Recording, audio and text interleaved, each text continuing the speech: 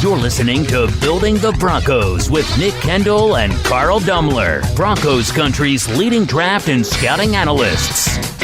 Get on over to milehighhuddle.com to sound off on all things Broncos. Well, hello there, Broncos country, and welcome in for another episode of Building the Broncos. I am, of course, Carl Dumler, and joining me, as always, Mr. Nick Kendell. Nick, how you doing out there, buddy?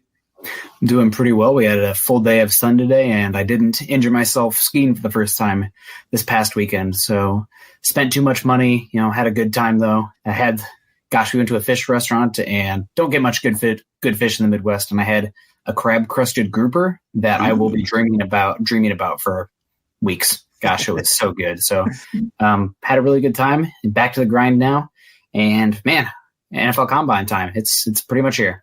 Yeah, no, that's it's exciting. It's that real first. I guess you got the Senior Bowl. That's the start of the true off season. But this is the don't sleep on the Shrine Game. Well, okay, that's true. There's always a few guys that emerge from that, but but no, it is. It's exciting time with the Combine coming up, and not so much for the drills on the field, but you at least get a little bit of information that you didn't have before, and you start sorting things out that. You finally start seeing how teams are going to start sorting some of these things out. So excited for that. But I just wanted to let everyone know I'm actually coming live from Denver, Colorado today. I'm maybe where some of you guys are. Happen to be out here today, and I drive back to Kansas tomorrow to drive back to Denver on Thursday. So yeah, I'll have two trips out in this direction. So if anybody wants to go grab a beer or something, hit me up because I might need a beer after all this driving around. Somebody buy Carl a beer. Yeah. I forgot how much I hate rush hour traffic. Oh man. When I'm leaving the hospital and it says, oh, you're only 20 miles away. And then it says, but that's going to take you an hour and a half. I'm going, you got to be freaking kidding me. But so, yeah, no, I'm checked in, very excited about getting to this episode. So, yeah, you're getting the view of my hotel room. So if you hear some cars in the background or doors or elevators opening up, that's what you got there. But also just want to let you guys know, make sure you're following us on Twitter, because if we don't get your question answered on here, I can guarantee you we will answer your question on Twitter. And so you can find me at Carl Dumler MHH and Nick at Nick Kendell MHH. And make sure you follow our podcast Twitter account at BTB Football Pod. And make sure you subscribe to our show and listen wherever you listen to podcasts. And just make sure you're also going over to milehighhuddle.com of the Maven Coalition and Sports Illustrated. And know that this podcast is powered by Overtime Media. This is the Overtime Podcast Network. Living with chronic pain is the worst. It's more than a feeling of discomfort. It can affect your whole life. Many of our listeners probably have some type of pain that has prevented them from relaxing and sleeping or stopped them from exercising. I know I have. Perhaps it's been ongoing for a few weeks now and hasn't improved with any of the treatments they've tried. Enter Omax Health. If you're looking to get rid of nagging muscle and joint pain immediately while providing long-lasting recovery, then you need to try the natural breakthrough pain relief solution, CryoFreeze CBD Roll-On, developed by Omax Health. This non-prescription, triple-action pain relief roll-on is specially formulated to block pain receptors, reduce inflammation, and provide and improve muscle and joint flexibility. The best part is, this 100% natural CBD-powered remedy works its magic within 10 minutes of application, and the relief lasts up to 8 hours, which is much longer than the over-the-counter products. Omax Health is offering our listeners 20% off a full bottle of CryoFreeze CBD Pain Relief Roll-On plus free shipping. This discount, you guys, also applies towards any product site-wide. Just go to omaxhealth.com today and enter code OVERTIME. That is OMAXhealth.com and enter code OVERTIME to get 20% off CryoFreeze and site-wide. All right, well. Right off the bat, Paul, that is our man. I love you, man. Love you. Thank you very much for your donation, man. Really appreciate it. Hello to you, my friend. And very excited. Paul. Are you? So, no, we should. But, no, we really appreciate it. Really appreciate all of you joining us here. And I'm sure we'll have a few more getting in here as we get going a little bit more. But our topic today that we wanted to get to, as we already kind of hinted at, with Combine coming up, starts Sunday. Is that right? I believe everybody's going to start getting in Sunday. Workouts won't start until Tuesday, but I mean, right. It's pretty much here. A week from today, we'll be deep in the broth of NFL draft season. And of course, the Broncos are being a little bit unique, maybe ahead of the times, hopefully ahead of the times, leaving some of their coaching staff back to grind the film. Man, I feel good about that they're doing what we do.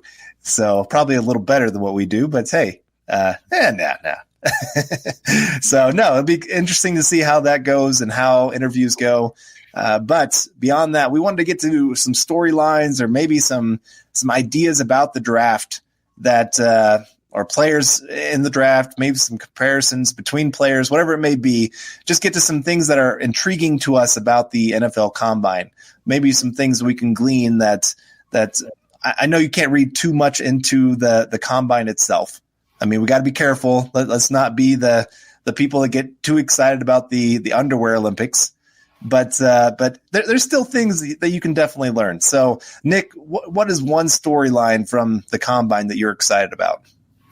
Well, probably got to kick it off here with the battle for wide receiver 1 and guys that, we know about some of the speedsters, some of the athletic freaks, but on the field, I'm really curious to see how Jerry Judy and CeeDee Lamb not only look or test, obviously, but what their body type is. Obviously, CeeDee Lamb, is he going to have a long catch radius, the big hands? How does he run? If he's a 4.55 guy, how does that impact his draft stock? Could he be the 4th wide receiver off the board despite, having a phenomenal season? And Jerry Judy, is he going to come in 185? Is he going to come in closer to 200? That matters. That kind of frame matters. He definitely looked like a frail guy at Alabama, especially last year, put on a little bit of weight this year. But, that's something I'm going to be interested in, just see those testing, because obviously the tape matters the most. But at the same time, you got to trust some of these metrics. I mean, you can see a guy who put up a lot of stats and struggled with the Combine and did nothing in the NFL, like a guy like Laquan Treadwell. So it does matter. It's not the end all be all, but I think Lamb and Judy are two that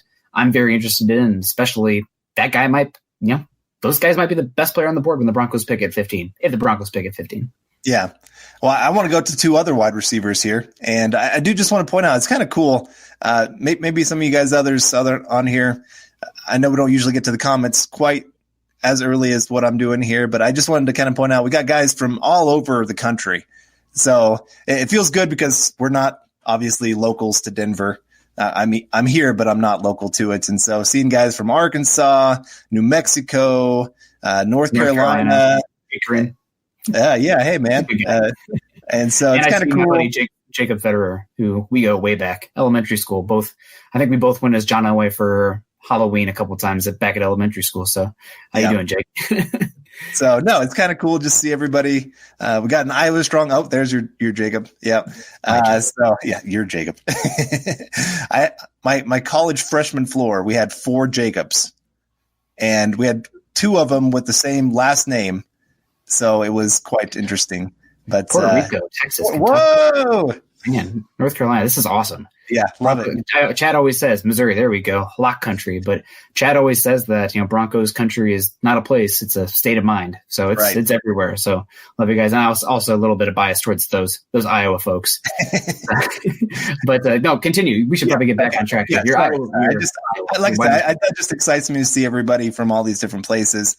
But anyway, I'm excited just to see Ruggs and Reagor, how their athletic profile compares. Because, I mean, Ruggs has a chance to be that guy that could either be the first wide receiver taken, that he could get himself into that top 10 conversation with running as fast as some people out there are talking of. I've seen some going, oh, he's going to run that 4.19. He's going to break the 4.2 spot. We'll see. That would be something. Yeah.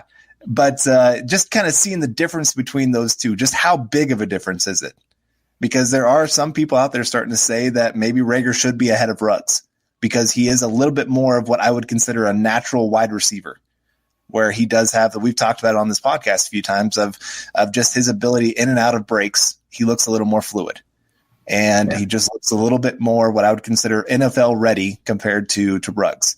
And so again, just their comparison, if they are close, then it really does bode well for Reagor of possibly being able to jump Ruggs. So that's definitely one storyline that I want to pay attention to. And I know I've seen on here a couple other Denzel Mims, Brandon Ayuk is another one. Just some of these guys, what is going to be their athletic profile? It matters some. It's not the end all be all, like you said, but it still does matter. And, if they come out here and run a 4.6 40, you're kind of going, what? Then you got to go back to the tape and say, is that really what they're running, or is their football speed faster than what they're showing here? And so, yeah, just some things that you got to pay attention to. And it really wouldn't surprise me. I know we've been talking about on here of how much we, our different grades for our different wide receivers or different positions on our big boards. It wouldn't surprise me after the combine, you've already talked about with Lamb, that he could be that third wide receiver taken. Yeah. Just because he's not going to probably test as good as Judy, as Ruggs, as Rager. So it's going to be very interesting to see how they all test out. Yeah, and this is a wide receiver offseason, it seems. But another guy that I'm really interested in coming out of the combine, not the on-field stuff, although if we can get to that point, I'm very interested. But Viska Shenault, obviously he has the inflammation in his pubic. Now that's happy Valentine's Day, everyone.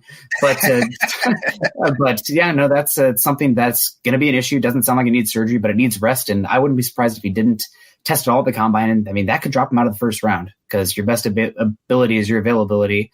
And there's some questions about his route running coming in, just the natural ability of him as a wide receiver. Is he more of a gadget guy? So that's an interesting storyline that I'm very much going to be wanting to follow.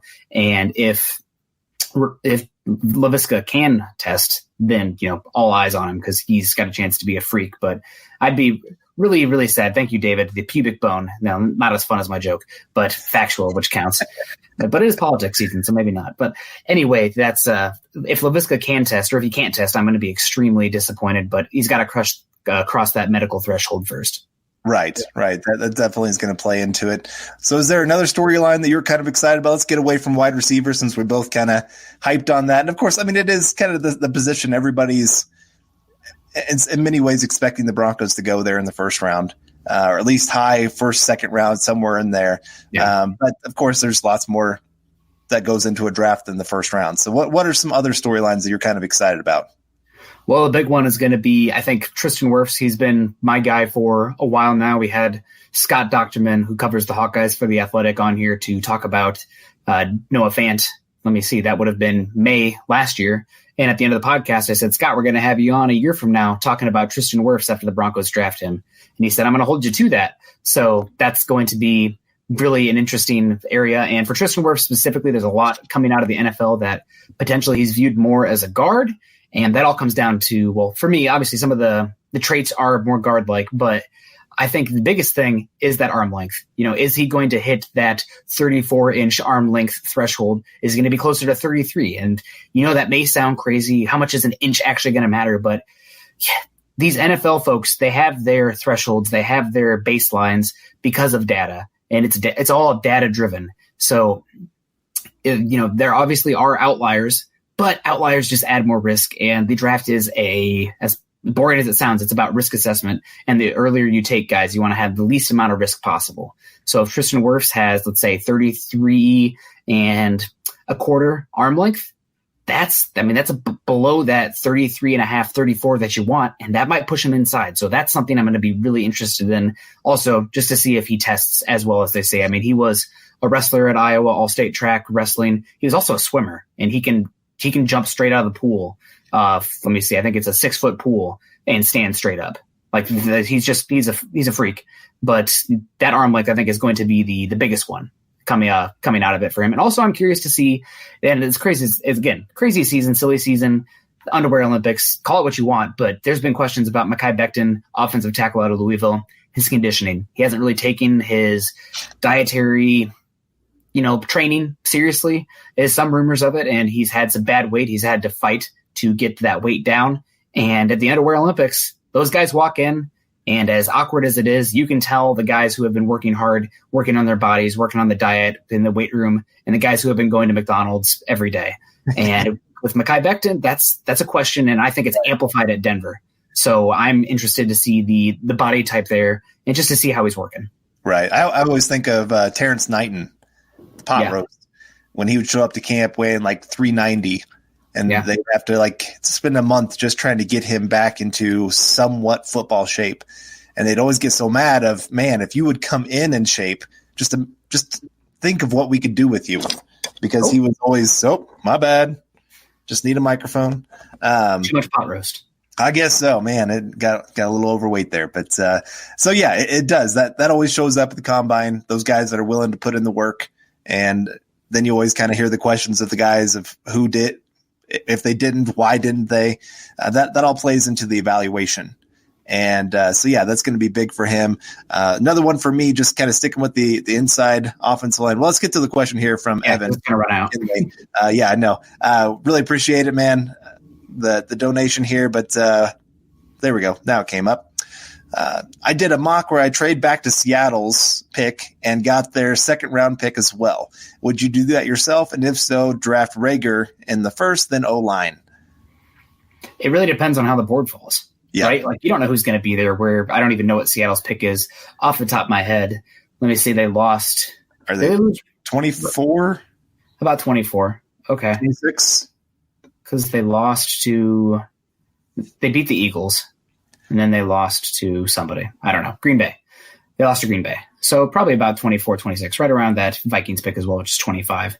So that's your prime and wide receiver range there with Viska Shenault, Jalen Reagor, and also I think that's the beginning of really good cornerback range for the Broncos as well. A guy like Christian Fulton, a guy like Jeff Gladney, all really make sense there for me. And maybe even you're talking about some lower end offensive line there as well. Maybe Austin Jackson, maybe Josh Jones is in that range.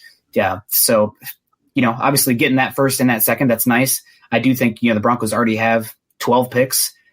At some point, you're going to have more picks than you have spots available on this team. I know that there's been some talk that you want to overturn the bottom of the roster, but you also don't want to be drafting guys that don't even make the team. So maybe kicking some of that capital into 2021, or using some of that capital to just really play the board and move around in day two. So if you can trade back with Seattle and get Rager and then get offensive line, cornerback, defensive line later, I'm about it. I wouldn't even be that upset with Rager at 15. I think it's maybe a little bit early, but again, this is before the combine. So, excuse me, I got a protein shake coming up there. That's I would not mind that at all. But if you can trade down, 10 spots and get another second round pick, that's not bad value at all. Right. No, you're right. And then it does give you the capital to move up there in the mid rounds where this draft is really deep. You're thinking about all those positions of defensive line, cornerback, wide receiver. And so it gives you some options of things that you can do there. I'm all for it. If they can find a trade partner that can give that kind of value back to the Broncos, then you definitely go for it. But at some point, you're right. You have to start then kind of compounding some of those draft picks, because at most, probably after free agency, you're looking at maybe 10 positions or 10 spots that are going to be open for the Broncos. And UDFA has been good to Denver.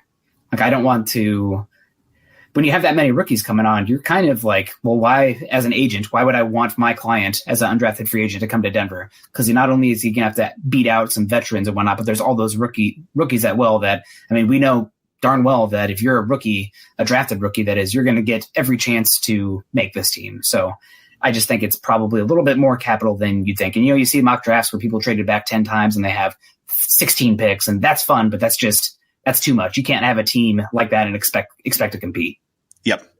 No, I'm with you. All right. We've got another one here from Dylan Von Arks. Man, we're just getting right into the questions here. We've got lots going on. It is combine time, so this is our time to talk draft. So really appreciate it here from Dylan. And he says, am I crazy for wanting Epenesa at 15 if he falls to us? Also, love the pod. Love the pods, and Nick's a great Twitter follow. I can vouch for that.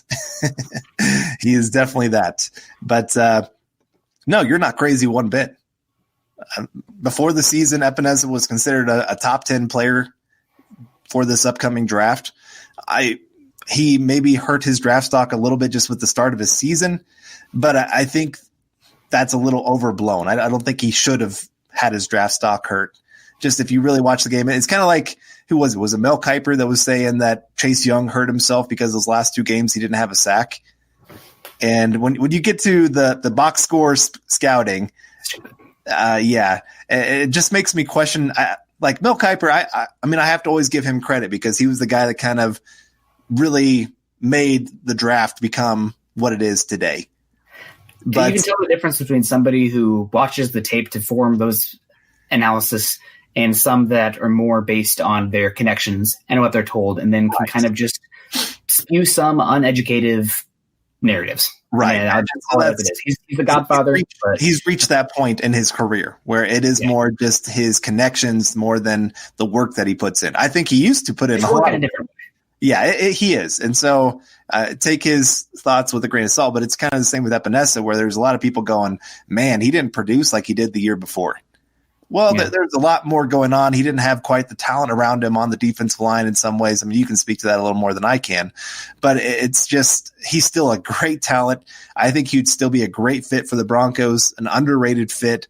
I know some people question a little bit of him being undersized and things like that, and he's just when you factor in, I was going to say when you factor in his man strength, man, I always think of him as that old man of my dad. He's one of those guys that just is as strong as an ox, and he's not much bigger than me. But I'm like, I always feel like asking myself the question of, do I even lift when I'm around him sometimes? But also, AJ grew up in a football family. I mean, his dad played in the NFL for a bit, was all Big Ten at Iowa. We know that the Samoans have a really good lineage to the NFL right now. You see it a lot in Utah, but Iowa kind of has a little bit there as well. And I think 5 tech.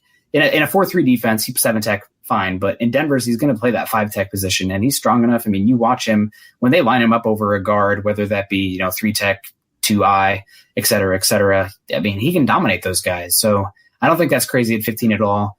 And again, I harp on it on here, but I think a lot of people started off watching him at the beginning of the season. He's not producing the numbers. Okay, that's fine. But I find me a defensive player, especially a pass rusher, that finished the season, their last 3 games of the season, as well as Epenesa did. I mean, he had, I think it was like 12 and a half tackles in that Nebraska game, which is, I mean, that for a defensive lineman, that's incredible. I think 5.5 tackles for loss or something insane. Right. He absolutely just pulverized Austin Jackson in that bowl game. And he was really good in the Minnesota game as well. So I don't know. I think people are overthinking it. Yeah. And that's the thing is when the talent got better around or that he was facing, he played his best. Yeah. So I'm sorry that he didn't play some of his best football when teams were triple teaming him early on in the season. And that's a win in general. Right. Yeah. Well, yeah. Everybody else has an opportunity because of that. So, we've got a lot of Iowa love incoming. But here's another one from Sheldon Hunt. An inch matters, Nick. Ooh. Back Valentine's Day. Thanks for the great work, guys. AJ or Lamb at 15 for Denver? I have Lamb higher. I don't know if you guys saw the podcast. Sorry about the Iowa love. I just saw your comment there, Jake. But I, again, go out against that Iowa love here. But I have Lamb higher on my big board. So Lamb is my wide receiver 2. He's been Carl's wide receiver 1, but judging based on some recent messages to me, that might be changing. But right now I'd have Lamb higher. Right. So, I do too. Oh, you do? What? I have Lamb higher than AJ. Lamb? Okay, but here's the Stephen Baumgartner now. And it's funny. We were having this conversation yesterday, was it? Yeah. And we were going back and forth on some of our conversation between these two players. And Nick finally goes, hey, let's just save it for the podcast. And so here's the question. Here we go. This is the Overtime Podcast Network. Every night, local police departments across America receive hundreds of calls from burglar alarms. The vast majority of the time, they have no idea whether the alarm is real. Is there really a crime going on or not? All the alarm company can tell them is the motion sensor went off. Simply Safe Home Security, though, is different. If you're like me, and you're one of those guys who's hypersensitive to every single sound and is tired of having to sleep with a knife under your bed, Simply Safe is the solution. If there's a break-in, Simply Safe uses real video evidence to give police an eyewitness account of the crime.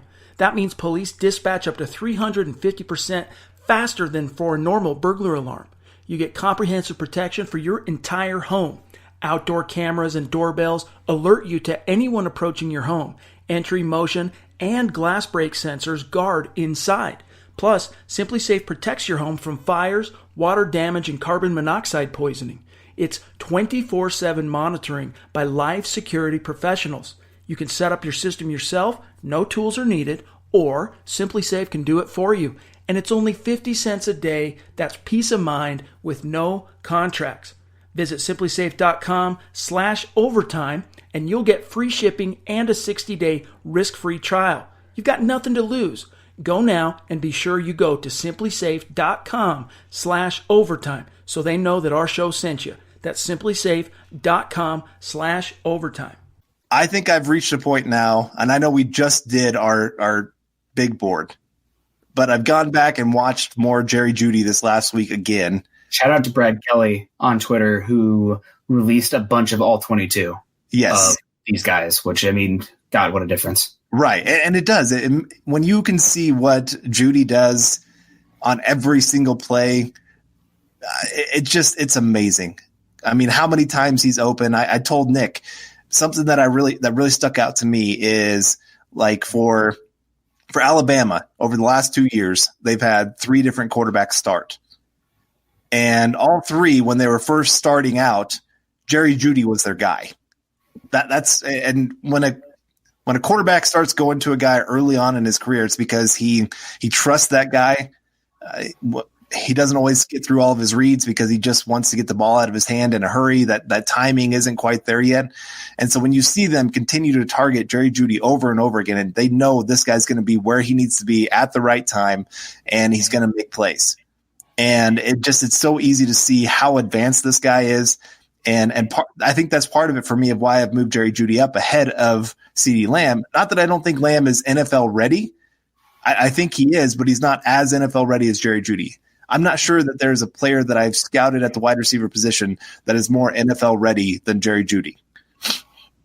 We talked about it, I think, last week on the show of part of the reason that you'd go get a guy like Stephon Diggs is you can't trust a rookie to come in and be a day one starter, impact player all over the field because wide receiver does take some time. And so getting a guy like Stephon Diggs makes sense in that you're helping Drew Lock probably more than any rookie wide receiver could, other than maybe Jerry Judy. And so that's why he has moved up my board, is just because he offers so much in 2020 and beyond. I think CeeDee Lamb has a higher ceiling overall, but we could argue that. But Jerry Judy, I think, like I said, he offers consistency year in, year out of what you're going to be getting from him. And I think he's going to run faster than I thought when I first scouted him. I saw some plays where he had guys that had probably the perfect angle, 3 or 4 steps on him, and he closed that gap in a hurry. And so it wouldn't surprise me if he ran below a 4.4 at the combine. And if he can do that, it's easily that he should probably be that first wide receiver taken. If he makes it there to 15 and the Broncos pass on him, I might throw a child tantrum at that point. I don't think he gets past 12 with the Raiders. I don't either. But if he does make it to 15, I even told you he's that one wide receiver I'm willing to trade ahead of the Raiders to get him. Now, I know you said how much it costs kind of depends, but at the same time, because I do think that he is such a valuable player and I don't want him on a rival, because I think he would fit perfect in that John Gruden offense, just like he'd fit perfect here in Denver. I know I've been talking a lot. I'm sorry I'm not giving you a chance on this. Just because I became very passionate about this week because I went back and forth, and it's been killing me to not have CeeDee Lamb as my top guy. Well, I guess I need to be I do like Jerry Judy a lot. He's my number one, but what's any good sports talk without having a little bit of contrarian opinion? And Judy, I'd love him at 15. Trading up, I just don't know if that's the way to go. I think this is a really good wide receiver draft class. You can find value later. I mean, it doesn't even have to be a first-round pick. You can find value day 2 in this class. I mean, Denzel Mims, Brandon Ayuk, KJ Hamler, et cetera, et cetera. There's a lot of guys that you can look for. And for me, Judy, I do like Judy a lot, but there are questions about him. I mean, he primarily won from the slot, which the reason that I had Judy shoot up to my number 1 is once Shermer came in, you're going to see more 11 personnel. There's going to be more slot work there. But also with Judy, I guess the biggest question is, can he win in those contested catch situations? Can he win? That's true. Can he win in the – Jake's funny. Can he win in areas where, he's going to have guys around him? And you saw drops in his tape. That's something that not a lot of people talk about. I feel like a lot of them were more concentration stuff. But, again, in the NFL, he's not going to be as open. He's not going to have – he might even have a worse quarterback throwing him the football in the NFL than in college. So I just don't know if he has that ability to be a tough man. Is his game strong enough where, especially playing in the slot, you're going to have some times where that quarterback hangs you out to dry. Yep. That linebacker is going to be there. You're going to have to be big man football. And I don't know if that's in his game, because I didn't see it as much. And that's not his fault. It just adds risk. Yeah. So, yeah. So do you see any questions here? Oh, actually, let's get back to some of these. Oh, well, we got one from Chase Walnut here. What a picture. Yeah. I absolutely love King of the Hill. That's still my favorite line from that movie, or from that show. And English, you speak English.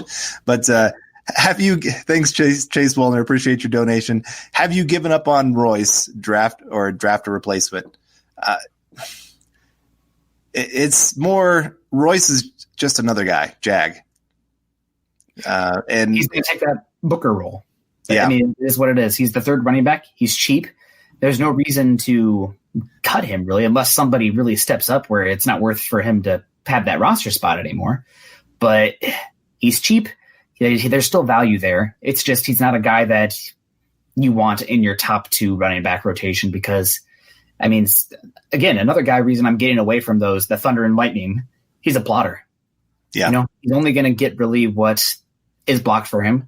And after that, he's not going to create. So if you're going to lean on that run game in today's NFL, it's all about creating explosive plays, especially if you're going to go with a run game. That's what made San Francisco so good this year. That's what made Dalvin Cook on the Vikings so good. It's the explosive runs that they were able to create. So I just think Freeman, there's not enough juice there. Yeah. I saw on the Mile High Huddle Facebook page, there were some thoughts on moving Janovich to tailback, running back, whatever you want to call it, position, and having him be that guy that pounds in between the tackles. And while I think you can give him a few more carries, I think he's proven himself enough to deserve some of that. I don't think the compliment to Philip Lindsay is a guy that can pound up the middle. Philip Lindsay's actually not terrible between the tackles. I think he has better. I think his yards per carry average is better running in the A gaps than anywhere else. Right. And so for me, the compliment is more of a receiving option at the running back position. And Royce Freeman, he is a better receiver than Philip Lindsay, but he's not an explosive option. You're not going to go and scare teams with Royce Freeman on the field in passing situations. And so I don't mind Royce being on the team. Like you said, he's cheap. That's what you want at the running back position. Yeah. But I do think that they need to find somebody that can make a bigger impact at the running back position, especially as a passer or as a receiver, than anything else for the Broncos. Yeah, I definitely agree with you there. So I guess back to our original comment here while Carl kind of goes through some of these comments. I can see him, the reflection off his glasses going there. But a guy also at the Combine that I am interested in coming out of it, it's got to be Javon Kinlaw. The 6'6", 310-pound monster from South Carolina could be very much in play for the Broncos at 15. He's a guy who's scheme versatile. He can play multiple techniques across that interior defensive line. But there are some real concerns coming out that his knee is something that could be an issue down the line. He probably should be okay that first contract, but you're not drafting, especially a guy at 15 overall, just for that first contract. You're looking for a decade-long building block. So I do like Kinlaw a lot, but if there is an issue with that knee, we're going to find out about it coming out of the Combine and get answers either way. So I'm, again, coming back to the medicals here, kind of like Viska Shenault, but Kinlaw is one there. People aren't really talking about that knee, but I've heard him comment. I've seen comments that he said, to people he works with, that he's never felt good about his knee. It's been in pain constantly, and that's something that could be an issue. That's scary as heck for a guy that size that's going to take that much pressure and power and just, pounds on that knee over the course of the season. So Kinlaw scares me a lot, and the medicals will do a lot to answer one way or another for those questions. Yeah. Another one for me, I'm looking at the interior offensive line players. There's kind of a hodgepodge of who loves who. There's different kinds of players. You got some guys that are good for gap scheme. You got some guys that are good for zone scheme. But just kind of seeing, because they're so closely graded in a lot of ways, how well do they test athletically? Because maybe that could be what does separate the pack here a little bit. I mean, we've talked about it a little bit with cornerback of how bunched up that entire group is. I know that's on your list of things that you're looking forward to here at the Combine, but it's the same with the interior offensive line. I've seen lots and lots of guys, big boards, and most of them have pretty much the top three players kind of at the top three, but they might have them completely reversed depending on how you're looking at it. And then the next group of players, it kind of depends on many different things. I mean, I've seen guys have Moody Matane clear up there at the top, and others that have him not even in their top 10 because of those injury histories. So a lot of that's going to play into what we find out here at the Combine. And so, yeah, lots and lots of things to look forward to. Like I said, because there are so many groups that are bunched together, and those mid-round picks, since the Broncos are so heavy in that area, this is where it's going to really matter for them. Yeah. So Carl, find us another question here, since I've totally put all that pressure on you. So if anybody has any complaints, put it on Carl. He's a nice guy. He can handle it if you have anything rude to say. But I'm the worst podcast co-host. But the next one for me, probably the big thing that's going to come out of this Combine is differentiating these cornerbacks. Obviously, Jeffrey Okudah, cornerback number 1. He's on a tier by himself. But the guy that after that, it's just, again, it's a hodgepodge. You got Cameron Dantzler, you got Jalen Johnson, you got CJ Henderson, you got Christian Fulton, you got Jeff Gladney, you got AJ Terrell. I'm sure I'm missing some guys as well. So this Combine is going to be a really good differentiator for the type of skill set that a lot of these guys have. Are they going to be those length boundary guys? Are they super stiff where they can't play man?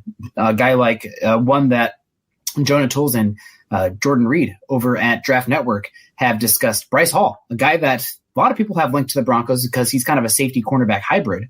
But there's concerns about him and his speed. He might be a cover 3 specific limited kind of player because he could run over a 4.6 40. And running that slow, you probably don't have any man ability. And I know the Broncos defense, the narrative is that it's going to lead more on zone, but at some point you're going to have to play some man. You can't be a pure zone defense in today's NFL. You have to be able to do some man coverage. That's why those man cornerbacks go so early.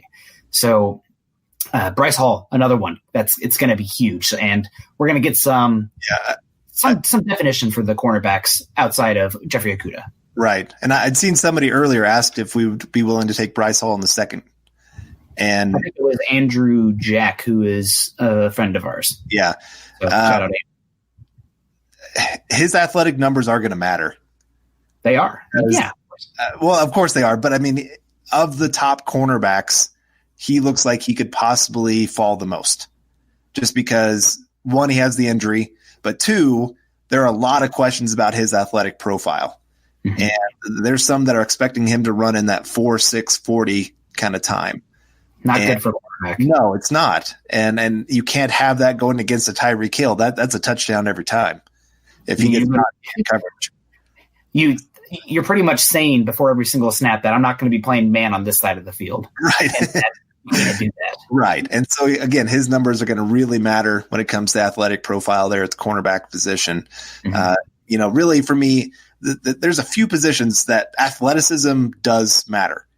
Some of the other positions, I'm not saying that it doesn't matter, but you can get away with a little bit more than other positions. But wide receiver, you need some athleticism. I'm sorry if you're running a 4.7 40, unless there's an injury of why you're doing it, because I'm thinking of who am I thinking of? Wide receiver for San Diego or LA, I guess now. Robert Woods? Keenan Allen. He ran a 4.7. Wrong Los Angeles. Yeah, sorry. But Keenan Allen, he ran a 4.7, but he had an injury. Yeah. So that plays into it. But So, and then cornerback, that's another one where you need some athleticism. I mean, you're not different drills matter too. Right. This is the Overtime Podcast Network.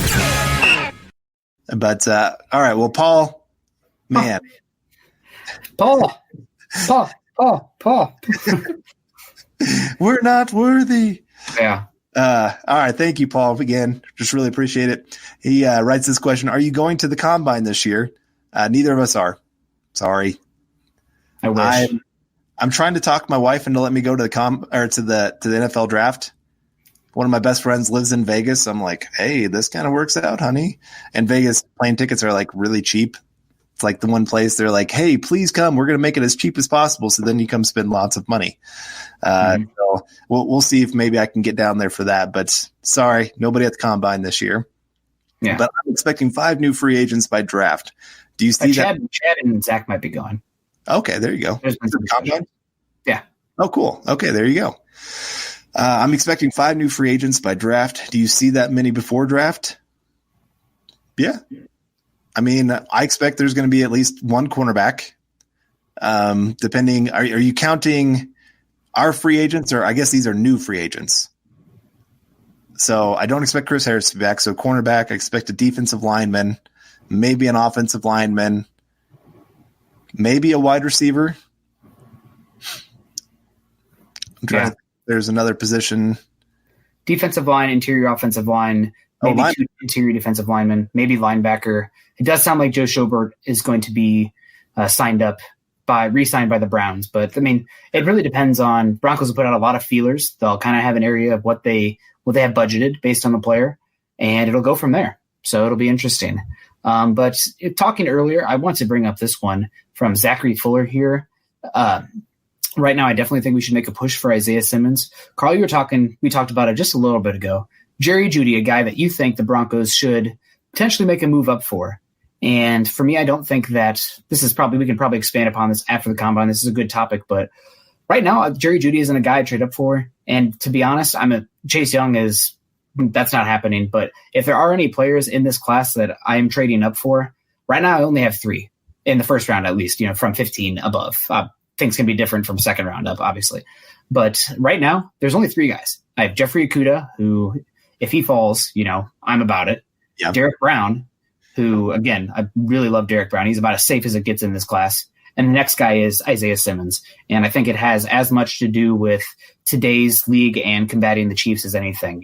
Not only is it trying to stop Travis Kelce for 2 games a year, but it's Darren Waller and it's the advent of the RPO. I mean, the Chargers are about to probably get a quarterback, maybe could be Tua, probably Justin Herbert. That RPO game is going to be a part of that for them. And we saw the Raiders use it more last year as well. So I think if there's any players that I am making aggressive moves to move up for, it's one of those guys. Now, it obviously comes down to price. You're not giving up future first-round pick. Pretty much you're trading up into the top 10. The only time it's worth it is if it's a quarterback. But I think Isaiah Simmons, as Zachary talked about here, is one that I would be very much into. And also he says if Isaiah Simmons is there, it's a no-brainer. Absolutely. I mean, he's not going to be there at 15. He's going to be 6'4", 220, and he's going to run a 4.40. He's a bigger, faster version of Derwin James, which is, crazy to say. But it's just, insane player, insane profile. I love him. And I'd seen a question earlier. I don't know if I can find it here, but they're asking if there was any players at 15 that were there and the Broncos traded back that would be upset that they didn't just go ahead and draft them. And you just listed 3 of them right there that if they're somehow there at 15, if we've gone into a parallel universe and they somehow make it to 15, I would be upset if the Broncos are like, we can get more value. No. You take that kind of value, the top 5 player that somehow fell to you there at 15. Those would be 3 guys. I would be upset if Jerry Judy is there at 15 and there's that possibility and the Broncos decide to trade back just because I do think he is such a perfect fit. CeeDee Lamb, I would be upset again. I know some of you are high on Henry Ruggs. I'm not quite as high just because I don't know how much production he's going to give us for year 1. I know you're higher on him than I am.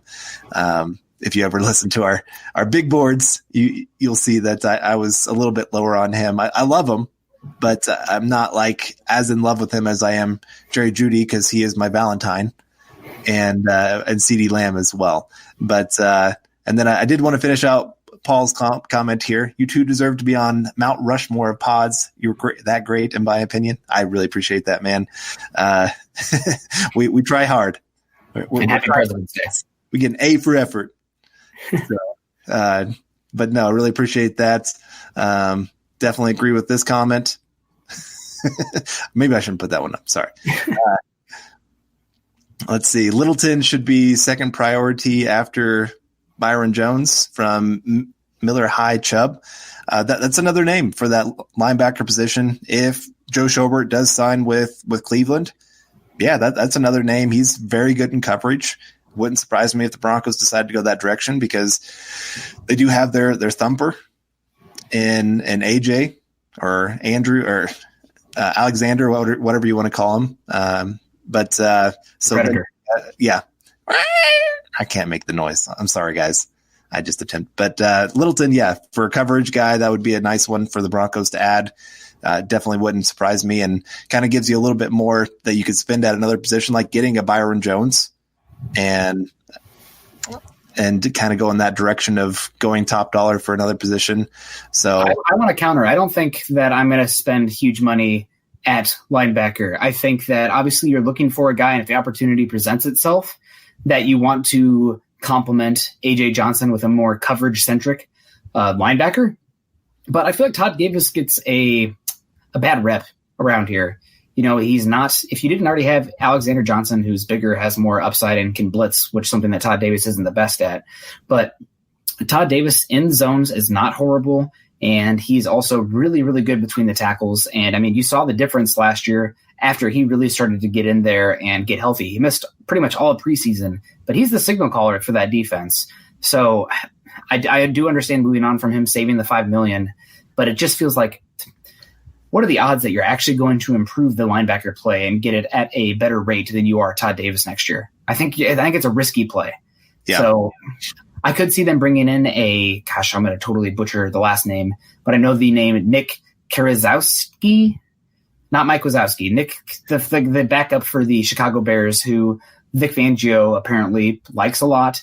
And he played very well there next to Danny Trevathan before they used an 8th overall pick on Roquan Smith because, I mean, a top 10 level linebacker, that's a different type of beast. But that's a name that if Joe Schobert does not end up hitting the free agent market, which, again, that seems to be more and more likely as we get closer to free agency because the Browns are freeing up cap space, and apparently Joe Schobert is a guy that they are very adamant about bringing back and making him happy with a fair market value contract. So Nick Kwiatkowski, Nick K, another Nick K, not myself, but from the Chicago Bears is a name I would look out for. And that doesn't mean you're moving on from Todd Davis, but bringing in a third linebacker.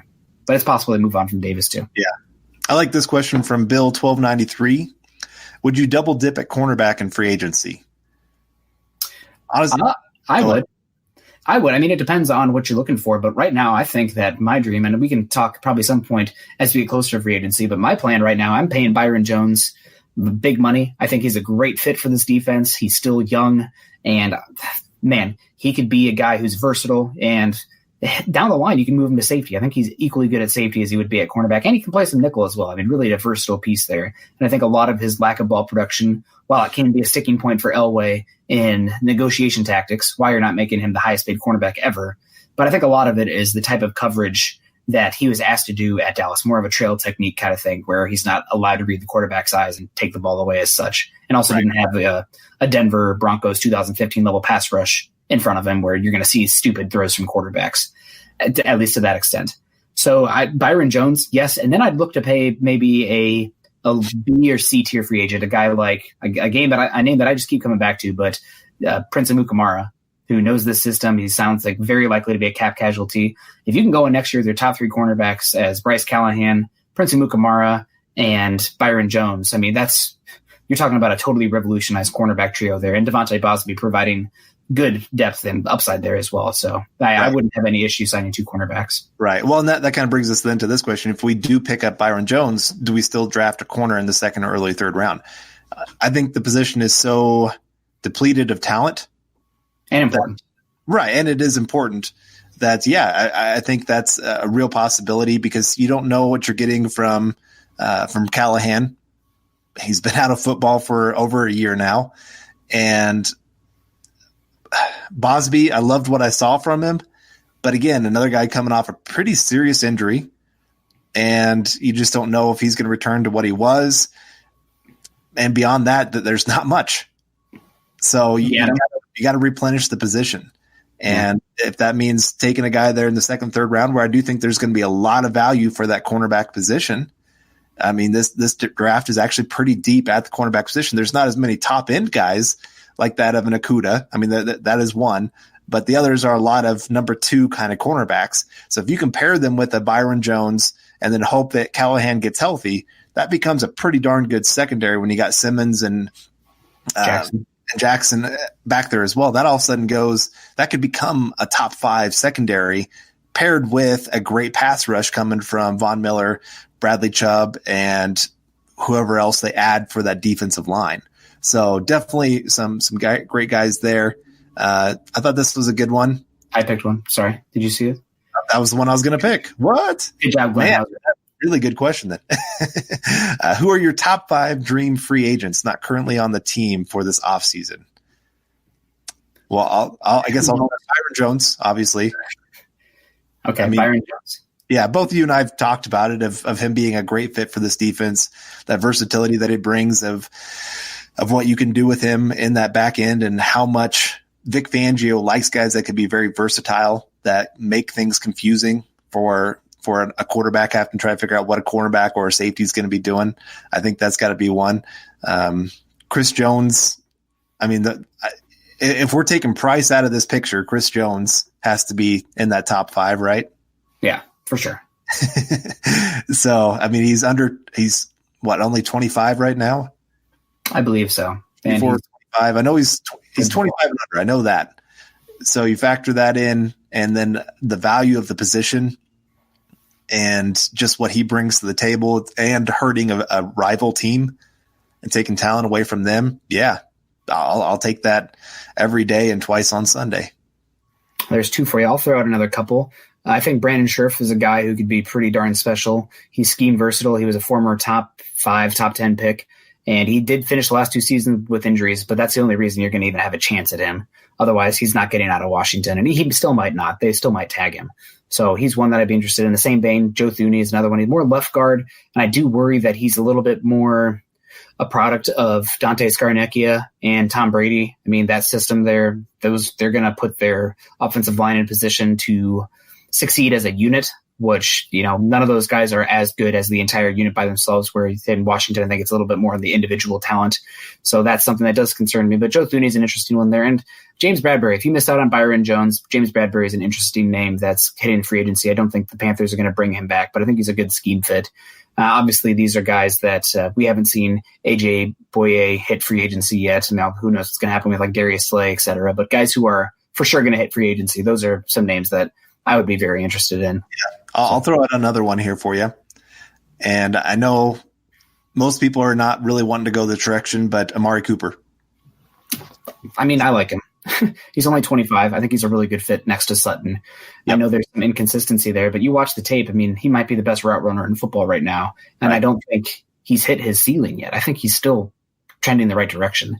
Right. And I'll be honest, Michael Gallup, there's probably some CSU fans in here, but Amari Cooper was the straw that stirred the drink in Dallas. I mean, without him, that passing game was anemic. There's a reason that the Dallas Cowboys are likely going to tag him, because if they lose him, they know that passing game. I mean, he literally is what makes the passing game go. He creates space. I know that they drafted Zeke. You want to ride that running back, but second contract running backs, it's a scary land to be in. So I would not have any issue with Cooper. Yeah, I'm with you there. Sorry, my thing just reset here. So I was about to click on a question, and then it all of a sudden went a little crazy there. I did want to get to this one from Black Knight 232. Would you re-sign Connor and move him to right guard and draft a center? I forgot to ask that to Chad and Zach the other day. Depends on price. That's always the factor. I like Connor. I think he did pretty decent for the Broncos. He's consistent. He's always healthy. All those things. Yeah, he's dependable. That always factors into things. And he has versatility to play center, to play right guard, wherever you need him to play. So definitely makes a lot of sense. But again, if he wants that top of the line, top 10 for the position, no. It's just not enough for me, especially when you got a guy like Munchak here at the offensive line coach position. I just can't justify spending that kind of capital on a guy like that. Yeah. Sounds like he's going to be looking for a $10 million a year kind of contract, and just seems, reading the tea leaves, Broncos are not going to look to pay that kind of guy that kind of money. I think they're going to be more interested in a name that's been floated out a lot. Guys, you'd be silly not to listen to at least some of the smoke. I know it's Lion season, but BJ Finney, that's a name that just keeps being brought up by those connected to the Broncos. I would be surprised if they didn't bring him in, because he can play center, he can play guard, and you can have him competing with Patrick Morris at center and Austin Schlottman at center/guard and Elijah Wilkinson at guard. So those are all interesting areas that they could go, and leaves the draft open. I mean, it's all about free agency is not just about getting good players, obviously, but it's about setting yourself up for the draft, especially those tier 2 to 4 level players. If you can go into the draft without any dire needs, obviously you're not going to have a perfect roster, but any dire needs, then you can just let the board fall to you and take good players. And that's when you really can take advantage of the draft and build a good team. All right. So we want to thank Terry Randall here. Thanks for your donation. Really appreciate it. You guys rock always. Go Broncos. State of being, or hashtag state of being. There we go. Hey, really appreciate it. I just want to say you guys rock. This is always fun. It does look like, sorry, I wanted to get to this one. Carl's mic looks like he's recording his new album. So yeah, sorry. I'm on my laptop, and the camera, I don't know who designed this, but they put it at the bottom of my computer. Not flattering. No, I'm just kidding. It's true. Well, it's very true. So I'm sorry about that, guys. But no, it's that's why you're seeing it this direction instead of my usual one from my office. So hopefully next week get back to what we're used to. But all right, any other questions here you wanted to get to? We got a little bit more time here. Oh, I see one here that go ahead. There you go. I was going to do this one. ESPN news story on Chris Jones says they might franchise him. That's a real possibility. But they only have $13 million in cap, plus Mahomes' contract is looming, and they just signed Ford last year. I think you meant Frank Clark. Yeah, Frank Clark. Here's something to understand with the cap. Make believe. It is. I mean, you can manipulate it every single year. Now, there's a point where you probably have to kind of have a year where you maybe reset. New Orleans kind of did it there for quite a few years of redoing Drew Brees' contract, and they had that one year where they just had it all come at once, and so they had like $30-40 million in dead money. That's kind of how teams sometimes do it. When they're trying to compete, they will manipulate, they'll smooth over some of those cap numbers. They can redo contracts. So while they might only have $13 million right now, it doesn't take much to add a little bit more, and it doesn't take much to have his first year cap. I'm trying to remember who it was. Was it Justin Houston? If you remember right, the way they did his deal, his first year cap hit in his record-setting deal was $6 million. That's it. And so they can do that again with base salary, not cap hit, because there was more with the signing bonus being prorated, if I recall. Right, exactly. And so that cap number, they can make it work within their cap situation.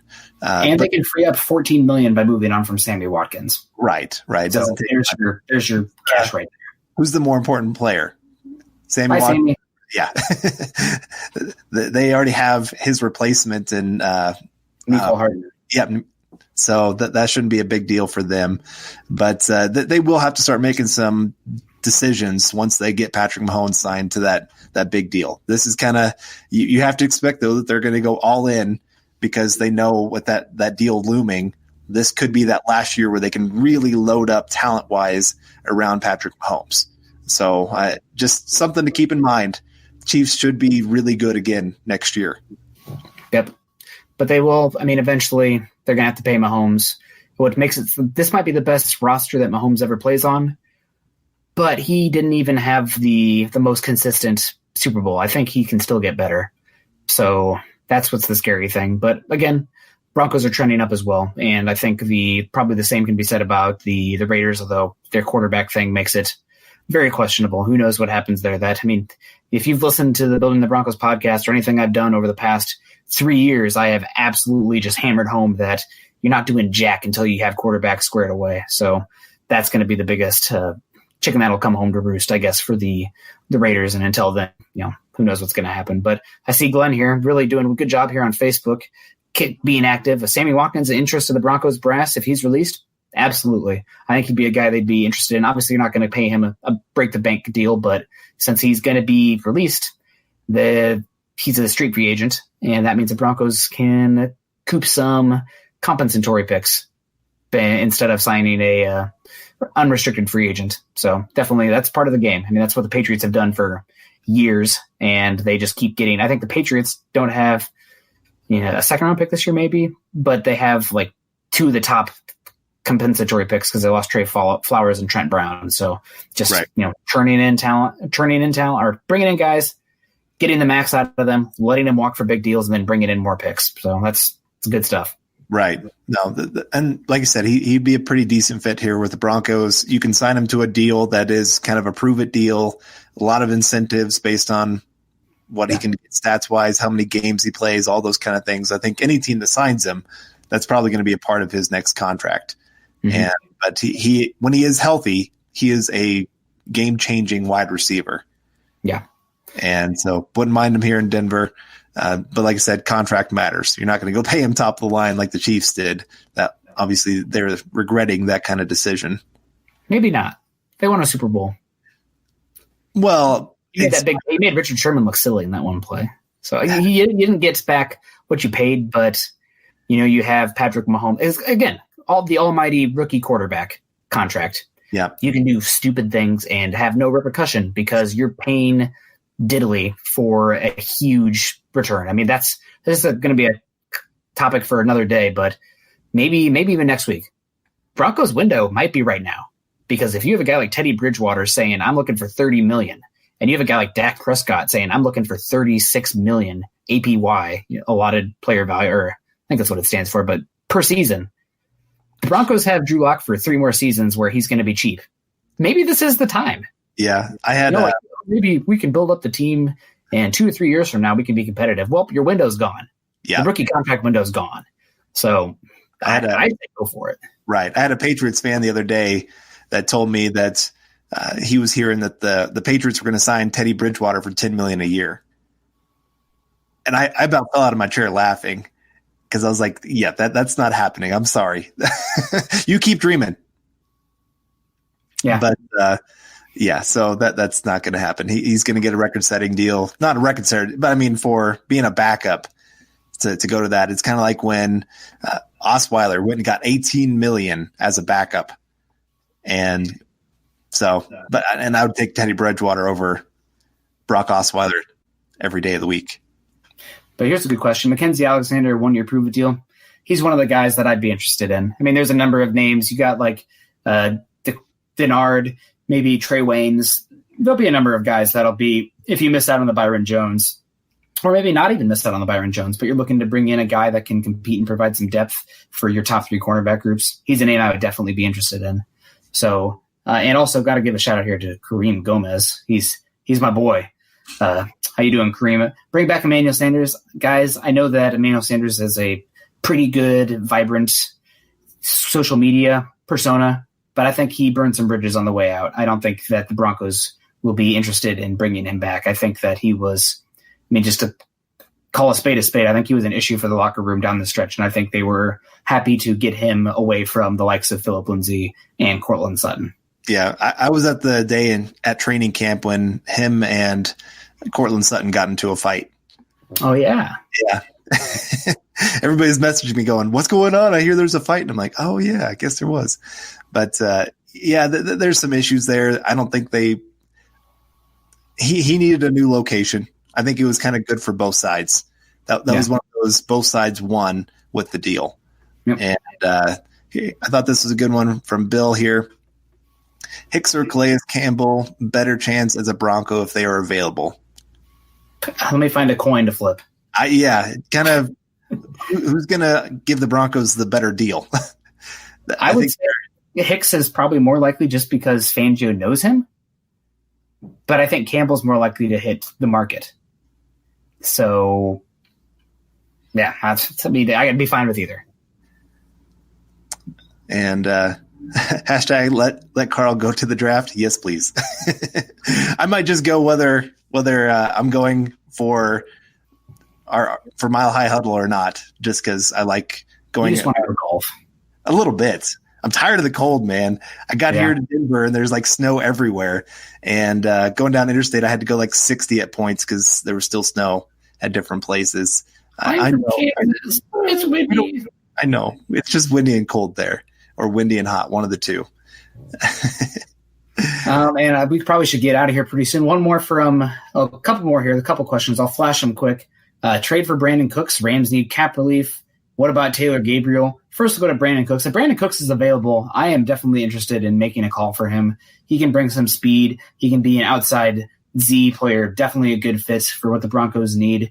And I don't understand how he's been dealt to so many different teams. I mean, he's been such a good wide receiver. I think he had 1,000 yards and like 10 touchdowns at like the New Orleans, and then with the Patriots, and then with the Rams. I don't understand how he keeps getting tossed around, but he's definitely one that I would be interested in trading for. He's kind of a little similar to Stephon Diggs, where that contract, a lot of that, the signing bonus is stuck on that other team's cap. So you can probably get a better deal. As far as Taylor Gabriel, I would be interested for him for the Broncos, but I think he was probably a better fit when they had Scangarello because it was just a more obvious fit. I mean, his best seasons were under Kyle Shanahan with the Falcons. So obviously looking to bring in somebody. You don't want to go into the draft where Cortland Sutton and Deshaun Hamilton are your 1 and 2. You need to supplement it probably somehow in free agency, but definitely would be interested. Yeah. Charter bus for Mile High Huddle. And you're driving. Hey, I drove school bus in college. So man. That's like, I could actually do that if they let me there in Vegas. Probably not. Well, Vegas, they let you do about anything in Vegas, right? If you pay enough money. We actually talked about that not too long ago, of getting a few of us down there. And we figured Chad might not like that all of us in one place. It might get to a little too crazy. Some adult beverages. What? But yeah, that would be fun. Road trip to Vegas. Yes, that would be great. I would love it. So we'll see what all happens with that. Like I said, I might just go to Vegas just to go to Vegas because the draft's there and it's cheap, and it'd be fun to go see them boat those prospects out there to the stage. Yeah, I definitely agree. Well, Carl, your video quality is starting to dip a little bit, and we're over an hour, so that's probably going to wrap up today's episode of Building the Broncos, the live stream. You can find Carl on Twitter at Carl Dumler MHH and myself at Nick Kendell MHH. Make sure you head on over to Mile High Huddle, an affiliate of the Maven Coalition and Sports Illustrated. We will have another episode for you guys, not a live stream, but an episode. You can find it on Spotify, iTunes, Stitcher, et cetera, et cetera. We're going to have John Ledyard on to talk some trench players for the Denver Broncos, options at 15 and in the top 100.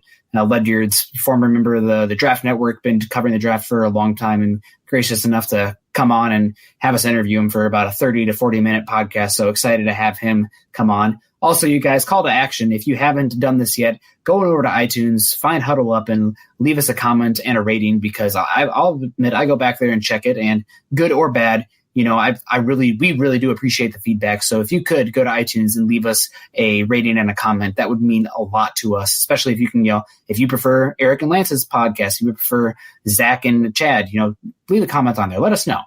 You can follow the Building the Broncos podcast and all our other great audio content by subscribing to the Huddle Up podcast, wherever you listen to your shows. You can follow us on Twitter at Mile High Huddle and at BTB Football Pod. So, Carl, anything you want to talk about before we get on out of here? No, just seeing a lot of guys say thanks, but thank you guys. We love this. I booked a hotel in Denver partly just to make sure I didn't miss this show because I love you guys and love doing this. Love talking draft and obviously football whenever we can. And so, yeah, appreciate you guys all joining us here today. It's been a great show, and I can't wait for Thursday's episode either. Yeah, it'll be a lot of fun. So thanks everybody who joined us today. Again, really appreciate you, and great job being, again, I know calling it out, but being civil in the comments. It's a nice little safe space. And I guess we saw one question here.